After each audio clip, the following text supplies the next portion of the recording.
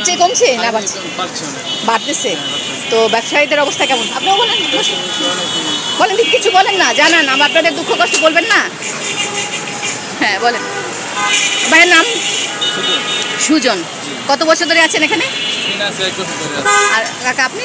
আমি এখানে দীর্ঘদিন যাবত আছি, অনেক দিন যাবত। তাই তো আপনার অভিজ্ঞতা বেশি, তা আপনি তো ভালো বলতে পারবেন। তো জুটপটির আগের চেয়ে এখন বিজনেস ভালো চলছে না খারাপ চলছে? আসলে বিজনেস আগে বিজনেস ভালো ছিল, কিন্তু এখন বিজনেস অবস্থা সেটা ভালো না। আচ্ছা, আপনার নামটা একটু বলে নেন। ফারুক।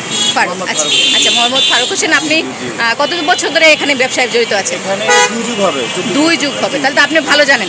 জুটপটি শুরু কিভাবে হয়েছিল মনে আছে? জুটপটি এখানে শুরু হয়েছিল গার্মেন্টসের যে টুকরা কাপড়গুলো আছে, কাটিং কাপড়গুলো, তখন এই রাস্তা ছিল, তখন সাইডে মানুষ এগুলো রেখে বাঁচতো, বেছে বেছে আলাদা করতো। সেখান থেকে আসলে জুটপটির নামটা শুরু হয়েছে, মানে জুট থেকে জুটপটি। হ্যাঁ, তারপর থেকে ওয়েস্টেজ মালগুলো বিভিন্ন থাকাতে এগুলো আসলে বিভিন্ন দোকানে সেল হয়। আচ্ছা, কত ধরনের জিনিস আছে যদি মনে পড়ে এটা বলতে পারেন?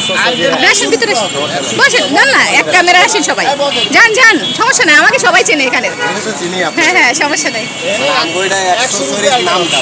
হ্যাঁ, অ্যাক্সেসরিজ বললে হবে। 100 আইটেম। কয়েকটা নাম বলেন তো, কয়েকটা।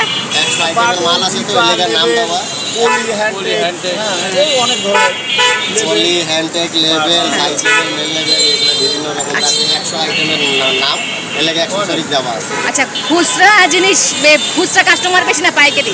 আমাদের পুরোটাই আছে, পাইকারি বেশি। যারা ব্র্যান্ডে কাজ করে, ব্র্যান্ডের লোকরা, ওরা কি আসে? ব্র্যান্ডের লোক এখানে না, নরমাল নন ব্র্যান্ডের যারা করে তারা এখানে ওয়েস্টেজ মাল। ওয়েস্টেজ মাল, হ্যাঁ, ওখান থেকে বেছে বেছে নরমাল কাজগুলো, এগুলো কাজ হয়। ধন্যবাদ আপনাদের, সুন্দর ইন্টারভিউ হয়েছে এবং ওর লোকেশনটা মানে আলোটা ভালো আসছে। এতক্ষণ নিচে অন্ধকার, ওর দোকানটা খুব ভালো জায়গায়।